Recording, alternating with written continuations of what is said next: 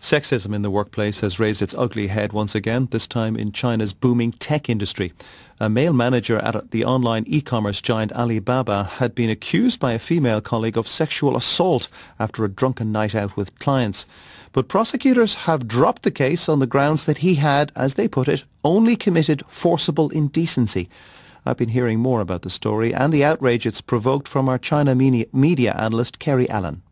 This woman had accused him of forcing her to get drunk the night before a banquet. They were on a business trip together, and she claimed that he sexually harassed her while she was drunk.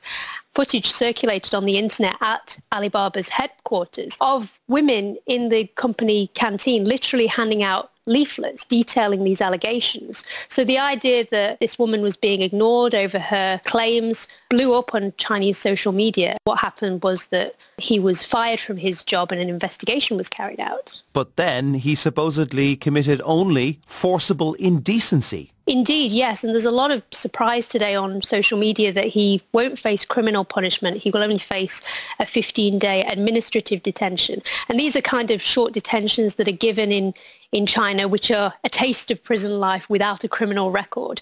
So he's been removed from Alibaba, but there's a much bigger question here about the attitudes towards women in China. Absolutely, yes, there is. And the reason that this was such a big story at the time was that this woman had said that she'd spoken to HR and they completely dismissed her complaints. So a member of HR at Alibaba was given a demerit for this, and the head of Alibaba was extremely critical of this and said that women's claims and complaints need to be taken seriously. And at the time, it was signalled as another Me Too moment for China. There was a lot of talk about this idea of drink culture on company time, because when you go to banquets in China, there is the expectation that you have to drink with clients. And do you think that the women of China are going to kind of change anything? It very much is the case that women are of growing importance and recognition, because there are far fewer women in China than there are men, and there have been growing calls for equality in recent years. So there is nowadays in China a kind of hope that better policies can be in place that are favourable towards women.